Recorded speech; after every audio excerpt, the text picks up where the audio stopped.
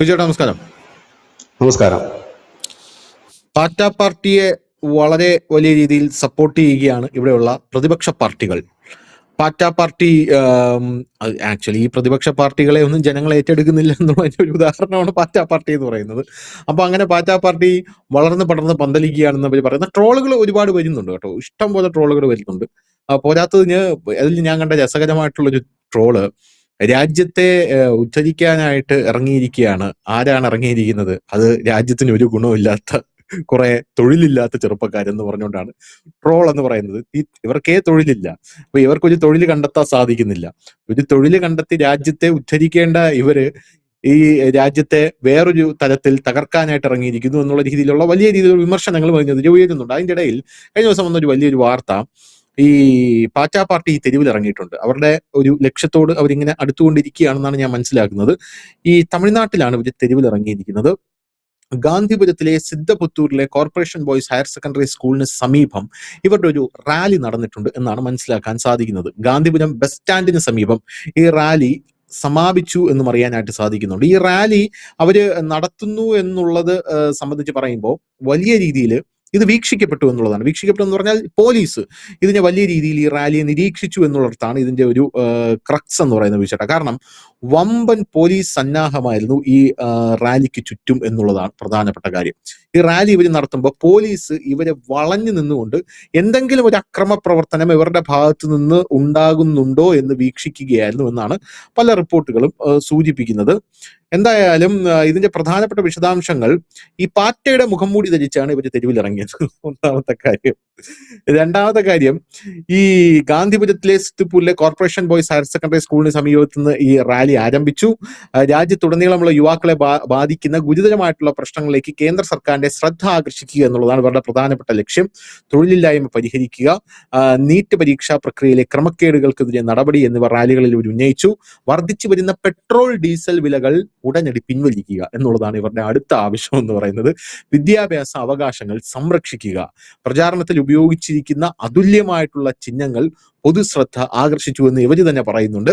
പ്രതിഷേധങ്ങളുടെ ഒരു പ്രധാന ഐഡന്റിറ്റിയായി പാറ്റ ചിഹ്നത്തെയാണ് ഞങ്ങൾ ഉയർത്തിവിടുന്നത് എന്നും ഇവർ പറയുന്നു. ഈ ചിഹ്നം ഇപ്പോൾ ഇവിടെയുള്ള സകല രാഷ്ട്രീയ കൺവെൻഷനൽ കോൺസെപ്റ്റ്സിനെയും തകർത്ത് കളയും എന്നിവർ അവകാശപ്പെടുന്നുണ്ട്. അപ്പൊ ഇവരുടെ ആദ്യത്തെ സംഭവം ഇവര് നടത്തി കഴിഞ്ഞു. ഇനി ഭാവിയിൽ ഇവരെന്തായി വരും എന്നുള്ളതാണ് പ്രധാനപ്പെട്ട ചോദ്യം. ഇത് പറയുമ്പോ ഞാൻ ഇന്ന് രാവിലെ അറിഞ്ഞൊരു ചെറിയ വാർത്തയുണ്ട്. നമ്മൾ ഇന്നലെ തമാശ രൂപത്തിൽ പറഞ്ഞു ഈ പാർട്ടിക്ക് ബദലായിക്കിട്ട് ഇനി വേറെ പല എലിയുടെയും പൂച്ചയുടെ ഒക്കെ പാർട്ടി വരും എന്ന് പറഞ്ഞു. പക്ഷെ ഇപ്പൊ പുതിയൊരു പാർട്ടി വന്നിട്ടുണ്ട്, പന്നി പാർട്ടി രംഗത്ത് വന്നിട്ടുണ്ട്. അത് Indian pig democratic party, IPDP എന്നാണ് ആ പാർട്ടിയുടെ പേര്. പന്നി പാർട്ടി ഇത് IPDP എന്ന് പറഞ്ഞൊരു പാർട്ടി രംഗത്ത് വന്നിട്ടുണ്ട്. എനിക്ക് തോന്നുന്നത് ഈ കാർട്ടൂൺ കഥാപാത്രങ്ങളൊക്കെ നമ്മൾ കഥകളിലൊക്കെ, കോമിക്കിലൊക്കെ, കഥകളിലല്ല, ഈ കാർട്ടൂൺ കഥാപാത്രങ്ങളൊക്കെ ഉണ്ടല്ലോ രാഷ്ട്രീയത്തിൽ, ഈ കടുവയും പുലിയൊക്കെ രാഷ്ട്രീയത്തിൽ ഇറങ്ങുന്നത്, വോട്ട് പിടിക്കുന്നതൊക്കെ നമ്മൾ ബാലരമയിലും ഇല്ലെങ്കിൽ അങ്ങനെയൊക്കെ ഉള്ളതിലൊക്കെ നമ്മൾ പണ്ട് കണ്ടിട്ടുണ്ട്. രസകരമാണ് ആ സാധനം. അതുപോലെ ഇപ്പൊ പന്നികൾ രംഗത്ത് ഇറങ്ങിയിട്ടുണ്ട്. അവരുടെ ലക്ഷ്യം എന്താണ് എന്ന് നമുക്കറിയില്ല. പന്നികൾ പാറ്റകളെക്കാൾ കുറച്ചുകൂടെ പ്രശ്നകാരികളാണ്. അപ്പൊ ഇനി അതെന്താണ് എന്ന് അറിയില്ല നമുക്ക്. അത് പന്നി പാർട്ടി രംഗത്തെത്തിയിട്ടുണ്ട്. അപ്പൊ ഈ ഇന്നലെ നമ്മൾ കണ്ട മറ്റൊരു വാർത്ത, ഈ മഹാരാഷ്ട്രയിലാണ് ഈ അഭിജിത്തിന്റെ, അതായത് ഈ ഫൗണ്ടർ, പാറ്റ പാർട്ടിയുടെ ഫൗണ്ടറിന്റെ വീട്. അവിടെ ഇപ്പൊ അദ്ദേഹത്തിന്റെ വസതിക്ക് ചുറ്റും ഇപ്പൊ പോലീസ് വലിയ സുരക്ഷ ഒരുക്കിയിട്ടുണ്ട്. അത് വീടാക്കാൻ. അപ്പൊ പുള്ളി പറയുന്നത്, ഞങ്ങളൊരു പ്രകടനത്തിനോ പരിപാടികൾക്കൊന്നും ആസൂത്രണം ചെയ്തിട്ടില്ല, ഇത് നമ്മുടെ എതിരാളികൾ ആരോ ആണ് ആസൂത്രണം ചെയ്യുന്നത്, അവരുടെ വലയിൽ കൊണ്ട് തലവെച്ച് കൊടുക്കരുത്, അവന്മാര് പ്രശ്നം ഉണ്ടാക്കിയിട്ട് നമ്മളെ കൂട്ടിക്കെട്ടാനുള്ള നിലപാടാണ്, അതുകൊണ്ട് അങ്ങനെയുള്ള ഇറങ്ങിത്തിരിക്കുകയെന്ന് പറയാം. പക്ഷെ ഇന്നലെ ഇവൻ തന്നെ ഇവന് വധഭീഷണി ഉണ്ടാവുന്നെന്ന് പറഞ്ഞൊരു വാർത്ത ഇയാൾ പുറത്തുവിട്ടിരുന്നു ഈ പാറ്റ പാർട്ടിയിലൂടെ. ആ വധഭീഷണി ഉണ്ടാവുന്നതിന്റെ നമ്പരും പുറത്തുവിട്ടു. ഇയാൾ എന്നെ വിളിച്ചിട്ട് BJP ചേരാനായിട്ട് ഭീഷണിപ്പെടുത്തുന്നു, വധഭീഷണി തരുന്നു എന്ന് പറഞ്ഞ്. അപ്പൊ BJPയുടെ ഒരു മന്ത്രിയോ MP യോ ആണെന്നോ അദ്ദേഹത്തിന് പേര്, അതെ അതെ അതെ, ഈ നമ്പർ എടുത്ത് പരിശോധിച്ചു. ഇത് ഡൽഹിയിലുള്ള ഒരു സുഡാപ്പിയായിരുന്നു. അവനാണ് ഇവന് വധഭീഷണി കൊടുത്തിരുന്നത് എന്നുള്ളത്. അപ്പൊ യവന്മാര് തന്നെ പരിപാടി ഓർഗനൈസ് ചെയ്യുന്നു, യവന്മാര് തന്നെ യവന്മാർക്ക് വധഭീഷണി ഉണ്ടാക്കുന്നു. എന്നിട്ട് യവന്മാര് പറയുകയാണ്, അയ്യോ മോദി ഞങ്ങളെ വധിക്കാൻ പോവാണ്. അല്ല, ഇന്നലത്തേത് വലിയ ആൾക്കൂട്ടമൊന്നുമില്ല. അത് കുറച്ച് കുട്ടികൾ, കുറച്ച് ചെറുപ്പക്കാര്, അവർ ഈ പറഞ്ഞ കോക്രോച്ച് എന്ന് പറഞ്ഞിട്ട് പ്രകടനം പോകുന്നതിന്റെ ഒരു വിഷ്വല് ഇപ്പൊ സോഷ്യൽ മീഡിയയിലൊക്കെ അത് അവൈലബിൾ ആണ്. ആ വിഷ്വൽ അങ്ങനെ പോകുന്നൊരു ഇതുണ്ടായിരുന്നു. അപ്പൊ അവര് പരസ്യമായി രംഗത്തേക്ക് ഇറങ്ങുകയാണെന്നാണ് മലയാള മാധ്യമങ്ങൾ പറയുന്നത്. മലയാള മാധ്യമങ്ങൾ പറയുന്നത് കേട്ടാത്തൊന്നും ഏതാണ്ട് വലിയ മൂവ്മെന്റ്, സ്വാതന്ത്ര്യ സമരത്തെ പോലെ ഒരു വലിയ മൂവ്മെന്റ് ആണ് നടക്കുന്നത്.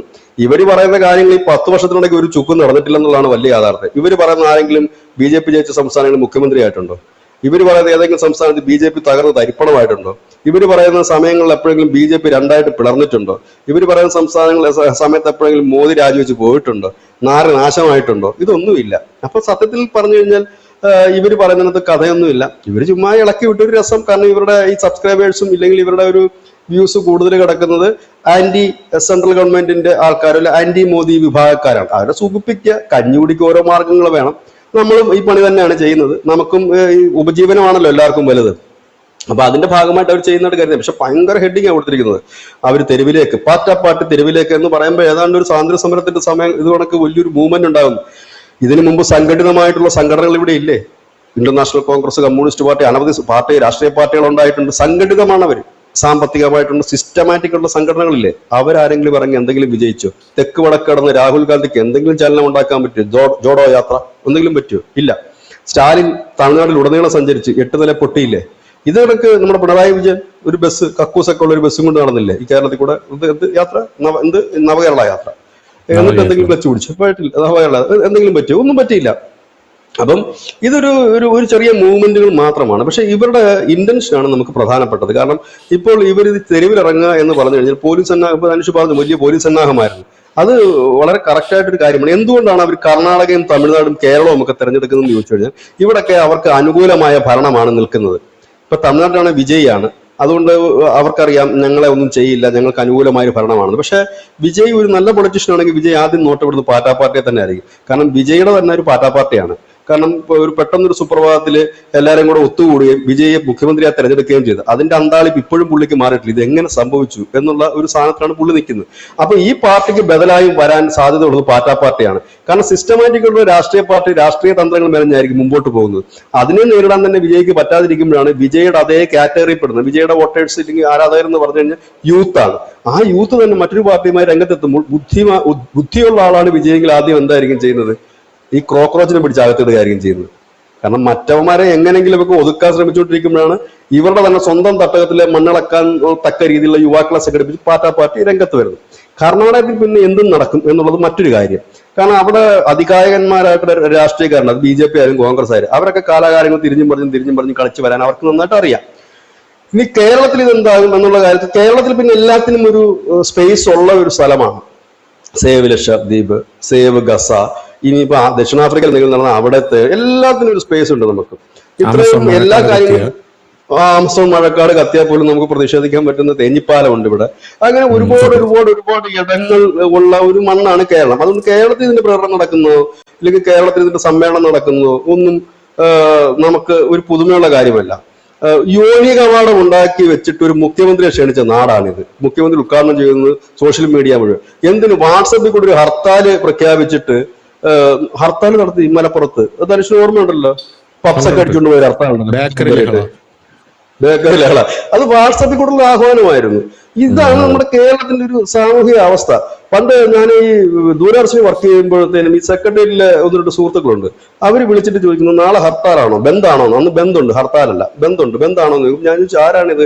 കാരണം നമ്മൾ എന്തായാലും മാധ്യമങ്ങൾ അറിയാതെ ഒരു ബന്ധം നടക്കില്ല. കാരണം ആദ്യം തന്നെ ഈ രാഷ്ട്രീയ പാർട്ടികൾ മാധ്യമങ്ങളിലാണ് ഇതിന്റെ പ്രസ് റിലീസ് കൊടുക്കുന്നത്. കാരണം മാധ്യമങ്ങളോട് ആണല്ലോ പബ്ലിസിറ്റി പോകുന്നത് നാളെ ബന്ധാണെന്നുള്ളത്. ഇല്ലെങ്കിൽ ജനം എങ്ങനെ അറിയും? അപ്പം നമ്മൾ ആരും അറിഞ്ഞില്ല. ഞാൻ പല ചാനലിലെ ആൾക്കാരെ നമ്മുടെ സുഹൃത്തുക്കളൊക്കെ വിളിച്ച് ചോദിച്ചു, കൈരളി വിളിച്ച് ചോദിച്ചു പലയിടത്ത്. അപ്പൊ അവരാരും ഞങ്ങളാരും അറിഞ്ഞില്ല സംഭവത്തിൽ ഏതാ എന്ന് ചോദിക്കുന്നു. ഞാൻ അപ്പൊ വീണ്ടും ഈ പാർട്ടിയെ വിളിച്ച് ചോദിച്ചു ആരായി നടത്തുന്നത്? അവർ പറഞ്ഞെന്താ അറിയാ, മാവോയിസ്റ്റുകൾ നടത്തുന്നു ബന്ദ്. മാവോയിസ്റ്റുകൾ എന്ന് പറഞ്ഞാൽ പുറത്തിറങ്ങി കഴിഞ്ഞാൽ അപ്പോഴേ വെടിയേറ്റ് മരിക്കുന്നവനാണ് ഈ മാവോയിസ്റ്റ് എന്ന് പറഞ്ഞത്. അവൻ എങ്ങനെയാണ് കേരളത്തിൽ ബന്ദ് നടത്തുന്നത്? ഇതാണ് കേരളത്തിന്റെ ഒരു പൊതുവികാരം. അപ്പൊ കേരളത്തിൽ പാർട്ടി എന്തെങ്കിലും നടത്തുന്നത് നമുക്ക് അത്ഭുതമൊന്നുമില്ല, സ്വാഭാവികം മാത്രം. പിന്നെ സോഷ്യൽ മീഡിയയിലാണ് ഇതിന്റെ മൊത്തത്തിലൊരു ഇതിരിക്കുന്നത്. സോഷ്യൽ മീഡിയയുടെ ഒരു സ്ട്രെങ്ത് ആണ്. അപ്പം മലയാളിയുടെ ഒരു പ്രധാനപ്പെട്ട ഒരു പിന്തുണ എന്ന് പറഞ്ഞാൽ സോഷ്യൽ മീഡിയ കിട്ടുന്ന ലൈക്ക് എണ്ണി നോക്കി രാത്രി കിടന്നുറങ്ങുന്നു. ഒരു ലൈക്ക് കുറേ നമ്മളെ വിളിക്കും, എന്താ അതിന്റെ ഫോട്ടോ കണ്ടില്ലേ, ഒരു ലൈക്ക് തന്നൂടെ എന്ന് ചോദിച്ച് ലൈക്ക് ഇറന്ന് മേടിച്ച് ആ ലൈക്കിൽ കിട്ടുന്നതിൽ ജീവിക്കുന്നവരാണ്. അതായത് റിയൽ അല്ല എന്നുള്ളതാണ്. അപ്പൊ ഈ പാർട്ടിയുടെ പക്ഷേ ഈ അവർ പരസ്യമായി രംഗത്തെത്തുന്നു എന്ന് പറയുമ്പോൾ അതിൽ ഒരുപാട് കാര്യകാരണങ്ങളുണ്ട്. കാരണം ഇതിന് പിന്നിൽ പ്രവർത്തിക്കുന്ന രാഷ്ട്രീയ ബോധമുള്ളവരല്ല എന്നുള്ള കാര്യം വളരെ വ്യക്തമാണ്. കാരണം രാഷ്ട്രീയ ചിന്താഗതിയെക്കുറിച്ച് അവർക്കൊന്നും തന്നെ ഇല്ല. അങ്ങനെ ഉണ്ടായിരുന്നെങ്കിൽ അവർ ഈ പെട്രോളിന്റെ വില കുറയ്ക്കുക എന്നൊരു ഡിമാൻഡ് മുൻപോട്ട് വെക്കില്ലായി. പിന്നെ പെട്രോളിന്റെ വില കുറയ്ക്കാൻ പറ്റും. ഇപ്പം BJP ഭരിക്കുന്ന 22 സംസ്ഥാനങ്ങളിൽ അവർ പെട്രോൾ വില കുറയ്ക്കുകയാണ്. അത് വാറ്റ് അവർ മാറ്റുന്നു. പിന്നെ അവർ അധികമായിട്ട് എന്തെങ്കിലുമൊക്കെ നികുതി ചുമത്തിയിട്ട് മാറ്റുന്നു. കേരളത്തിലും അത് പ്രാക്ടിക്കൽ ആക്കാമെന്നുള്ളതേ ഉള്ളൂ. കേരളത്തിൽ ഇപ്പം 110 രൂപയായി പെട്രോളിന് എന്ന് പറയുന്നു. ഈ 110 രൂപയിൽ കേരളം പറയുകയാണ് അധികമായി പിണറായി ഏർപ്പെടുത്തിയ 2 രൂപയുടെ സെസ് കുറയ്ക്കുന്നു, 8 രൂപയാവും. പിന്നെ വാറ്റ് കുറയ്ക്കുന്നു, അപ്പൊ വീണ്ടും കുറയും, 5, 6 പിന്നെയും കുറയും. അതുകൊണ്ടാണ് അപ്പൊ അതിനകത്ത് നമ്മൾ പറഞ്ഞിട്ട് വേണമെങ്കിൽ സംസ്ഥാനങ്ങൾക്ക് അത് കുറയ്ക്കാന്നുള്ളതാണ്. കാരണം കേന്ദ്രത്തിൽ നിന്ന് അത് കുറയ്ക്കാൻ യാതൊരു വകുപ്പും ഇല്ല എന്നുള്ളതാണ്. കേന്ദ്രം കുറയ്ക്കണമെങ്കിൽ ഇല്ലെങ്കിൽ പിന്നെ ഇത് പൊതു GST പോകണം. അതിന് ഇവർ സമ്മതിക്കുന്നില്ലല്ലോ. BJP ഇതര സർക്കാരുകളൊന്നും BJP സർക്കാരുകൾ പോലും സമ്മതിക്കുന്നില്ല GST പോകാൻ. അങ്ങനെയുണ്ട് ഇത്. ഇപ്പൊ ഈ പ്രതിസന്ധിയാണ്. ഈ പ്രതിസന്ധി നമ്മൾ അതുകണക്കേ ഉള്ളൂ. ഇപ്പൊ ഇപ്പം ഇന്ന് കേന്ദ്ര സർക്കാരിന്റെ ഒരു നിർദ്ദേശം വന്നിട്ടുണ്ട്. മറ്റേ പുതിയൊരു വൈറസ് വന്നിട്ടുണ്ടല്ലോ. എന്ത് വൈറസാണ്? എബോള. ആ എബോള വൈറസ് വന്നിട്ട് ജനം ജാഗ്രത പാലിക്കണം, 3 രാജ്യങ്ങളിലേക്കുള്ള യാത്ര ഒഴിവാക്കണമെന്ന് നിർദ്ദേശം വന്നിട്ടുണ്ട്. നാളെ ഇവിടെ ഈ പ്രകടനം നടത്തിയിട്ട് പറയുകയാണ് എബോള വൈറസിനെ തടഞ്ഞു നിർത്തിയേ പറ്റൂ, ഇല്ലെങ്കിൽ പ്രശ്നമാണ് എന്ന് പറഞ്ഞിട്ട് കാര്യമുണ്ടോ? ഇല്ല. അത് നമുക്ക് വരുന്ന ആ ക്രൈസിസിനെ നേരിട്ട് മുമ്പോട്ട് പോകാനേ കഴിയുള്ളൂ. ഏതായാലും അവർ തെരുവിൽ ഇറങ്ങി എന്നുള്ളത് തന്നെയാണ് ഈ വാർത്തയുടെ ഏറ്റവും പ്രാധാന്യം. ഇതുപോലെ സോഷ്യൽ മീഡിയയിലായിരുന്നു. സോഷ്യൽ മീഡിയ എന്നവരിപ്പോൾ തെരുവിലിറങ്ങി. ഇനി ആ തെരുവിൽ അത് എത്രത്തോളം മുൻപോട്ട് പോകും എന്നുള്ളതാണ് നാം നോക്കിക്കാണേണ്ടത്. പക്ഷെ ഇതെന്തായാലും ഒരു കാര്യം വളരെ ഉറപ്പാണ്, ഇത് സ്മൂത്തായിട്ട് പോകുന്നൊരു സാധനമല്ല. ഇത് എവിടെയെങ്കിലുമൊക്കെ പ്രശ്നം ഇവർ ഉണ്ടാക്കും എന്നുള്ള കാര്യത്തിൽ യാതൊരു ഡൗട്ടുമില്ല. കാരണം ഇവരുടെ ലക്ഷ്യം, കാരണം കഴിഞ്ഞ ദിവസം ശ്രീ രാഹുൽ ഗാന്ധി പറഞ്ഞത് 1 വർഷത്തിനകം മോദിയെ താഴെ വീഴും എന്നാണ് പറഞ്ഞിരിക്കുന്നത്. മമതാ ബാനർജി പറഞ്ഞിരിക്കുന്നത് 6 മാസത്തിനുള്ളിൽ മോദി താഴെ വീഴുമെന്നാണ് പറഞ്ഞിരിക്കുന്നത്. ഇതിനിടയിലാണ് ഈ ക്രോക്രോച്ച് പാർട്ടി രൂപം കൊള്ളുന്നത്. ഇതിൽ നിന്ന് തന്നെ ഒരു കാര്യമുണ്ട്, രാജ്യാന്തര തലത്തിലുള്ള ഒരു വലിയ ഗൂഢാലോചന ഇതിന് പിന്നിൽ നടക്കുന്നുണ്ടെന്നുള്ള യാഥാർത്ഥ്യമാണ്. ഈ യുവാക്കളെ ക്രോക്രോച്ച് പാർട്ടിയുടെ ലേബലിൽ ഇറക്കി വിട്ടുകൊണ്ട് സംഘർഷം ഉണ്ടാക്കുക, കലാപം ഉണ്ടാക്കുക, ഒരു ജൻസി കലാപത്തിലേക്ക് വഴിയിലേക്ക് നയിക്കുക എന്നുള്ളതാണ്. ഇത് എത്രത്തോളം മുൻപോട്ട് പോകുന്നുള്ളത് വരും ദിവസങ്ങളിൽ കാത്തിരുന്ന് കാണേണ്ടി വരും. ഇതിന്റെ ടോപ്പ് ലീഡേഴ്സ് കാണുമല്ലോ. ഈ 4-3-7 പിള്ളേർ റോഡിൽ കൂടെ നടക്കുന്നതല്ലോ ലീഡർ. ടോപ്പ് ലീഡേഴ്സിനെ കാണും. അവരുടെ നിലപാട് എന്താണെന്ന് അറിയണം. ഇതിന് ആരൊക്കെയാണ് ഇനി പിന്തുണ കൊടുത്ത് രംഗത്ത് ഇറങ്ങുമെന്ന് അറിയണം. ഏതായാലും ഇത് എനിക്ക് തോന്നുന്നു കേന്ദ്ര സർക്കാർ വളരെ കാലമായി പ്രതീക്ഷിച്ചിരിക്കുന്ന ഒരു പ്രതിഷേധം തന്നെയാണ്. ഞാനും അത് പ്രതീക്ഷിക്കുന്നുണ്ട്. കാരണം വേറൊന്നും കൊണ്ടല്ല, 15ാമത്തെ വർഷമാണ് ഇപ്പൊ നരേന്ദ്രമോദി സർക്കാർ വരുന്നത്. സ്വാഭാവികമായി സർക്കാരിനെ ഇളക്കാൻ ഒരു നിർവാഹവുമില്ല. രണ്ടാമത്തെ ഒരു കാര്യം എന്ന് വെച്ചാൽ ഈ ഭരണവിരുദ്ധ സ്വാഭാവികമായി കണ്ടുമടുക്കുമല്ലോ. നമ്മളൊരു കുറച്ച് നാൾ ഒരു ആളെ കണ്ട് മടുപ്പ് വരുമല്ലോ. അങ്ങനെ വരുന്നൊരു വിഭാഗവും ഇല്ലെങ്കിൽ ഇങ്ങനെയുള്ള വിഭാഗവും ഒരു പ്രതിഷേധത്തിന് സ്കോപ്പ് നന്നായിട്ടുണ്ട് ഇന്ത്യയിൽ. അതിന് ഏകീകരിച്ച രീതിയിൽ ഒരു പ്രതിഷേധ പ്രകടനം നയിച്ചു കഴിഞ്ഞാൽ നന്നായിരിക്കും. പക്ഷെ എന്തുകൊണ്ടാണ് ഈ രാഷ്ട്രീയ പാർട്ടികളൊന്നും അത്തരം ഒരു നീക്കത്തിന് മുതിരാത്തതെന്ന് ചോദിച്ചു കഴിഞ്ഞാൽ ഇപ്പോഴതിന് ഇറങ്ങിക്കഴിഞ്ഞാൽ അതിന് ഒരു തിരിച്ചടി നേരിടും. കാരണം ഈ ബഹുഭൂരിപക്ഷം വരുന്നൊരു ജനം BJPക്കാരല്ലെങ്കിൽ പോലും BJPയുടെ കൂടെ പോകും. കാരണം എങ്ങനെയാണ്? ഈ നിരയിൽ മുമ്പിൽ നിൽക്കുന്നത് സുഡാപ്പികളാണ്, രണ്ടാമത് നിൽക്കുന്നത് നക്സലുകളാണ്, മൂന്നാമത് നിൽക്കുന്നത് കോൺഗ്രസ് ആണ്. ഇതിനൊന്നും ജനത്തിന് വിശ്വാസമില്ല. ഇവരെല്ലാം രാജ്യത്തെ നശിപ്പിക്കാനായിട്ട് പിറന്നവരാണ്, തലതെറിച്ചവന്മാരാണെന്നൊരു വലിയ ബോധം വലിയൊരു വിഭാഗം ജനത്തിനുണ്ട്. അതുകൊണ്ടാണ് ഇവർ സംയുക്തമായൊരു പ്രശ്നം. അപ്പൊ അവർ കണ്ടെത്തിയ ഒരു മാർഗമാണ് ക്രോക്രോച്ചിനെ ഇറക്കി വിടുക. പിള്ളേരാകുമ്പോൾ കുഴപ്പമില്ല, തല്ല് മേടിച്ചാലും വളരും പതങ്ങ് പുറത്തോളും എന്നുള്ള രീതിയിലാണ്. അപ്പം അവരെ ഇറക്കി വിടുക, ഇങ്ങനെ ഓരോ പ്രശ്നങ്ങൾ ഉണ്ടാക്കുക, ഇവരെയൊക്കെ അകത്തിടുക. ഇല്ലെങ്കിൽ ഈ തിക്തഫലം ഇവർക്ക് അറിയുന്നില്ല. അഗ്നിപൂർ സമരത്തിൽ ഇറങ്ങി പോയിട്ടുള്ള പല പിള്ളേർക്കും പിന്നീട് പല ടെസ്റ്റുകൾക്കും ബുദ്ധിമുട്ടുണ്ടായിട്ടുണ്ട്. അവർക്ക് ഈ കേന്ദ്ര സർക്കാരിൻ്റെയൊക്കെ ടെസ്റ്റുകൾ പോലും എഴുതാനുള്ള എലിജിബിൾ ഇല്ലാതെ, ഇല്ലെങ്കിൽ ടെസ്റ്റുകൾ കിട്ടിയിട്ട് ജോലിക്ക് കിട്ടാത്ത സാഹചര്യം ഉണ്ടായിട്ടുണ്ട് യുവാക്കൾക്ക്. കേരളത്തിൽ പോലും എത്രയോ പിള്ളേർക്ക് PSC കിട്ടിയിട്ടില്ല, രാഷ്ട്രീയ സമരങ്ങളുടെ പേരിൽ പോയിട്ട് കേസുള്ളതിന്റെ പേരിൽ. അപ്പൊ ഇതെല്ലാം യുവാക്കൾ മനസ്സിലാക്കേണ്ടതാണ്. ഏതായാലും നിങ്ങൾ നടത്തുന്ന സമരം വിജയം കാണുമോ എന്ന് ചോദിച്ചാൽ വിജയം കാണാൻ പോകുന്നില്ല. വിജയം കാണില്ല എന്ന് മാത്രമല്ല, കാരണം ഇത് വ്യവസ്ഥാപിതമായിട്ടല്ല അത് പോകുന്നത്. ഇത് ഒരു ഈ സിസ്റ്റത്തെ മുഴുവൻ മാറ്റിമറിച്ചുകൊണ്ടുള്ള ഒരു പോക്കാണിത്. സംഭവം എങ്ങനെയാണോ എന്നുള്ള പിന്നെ കാണാൻ കേൾക്കാനൊരു രസം, നമ്മളെ കണക്കുള്ളവർക്ക് ഇടക്കിടക്ക് ഇങ്ങനെ ചർച്ച ചെയ്യാനൊരു വിഷയമായിട്ട് അത് മാറുകയാണ്.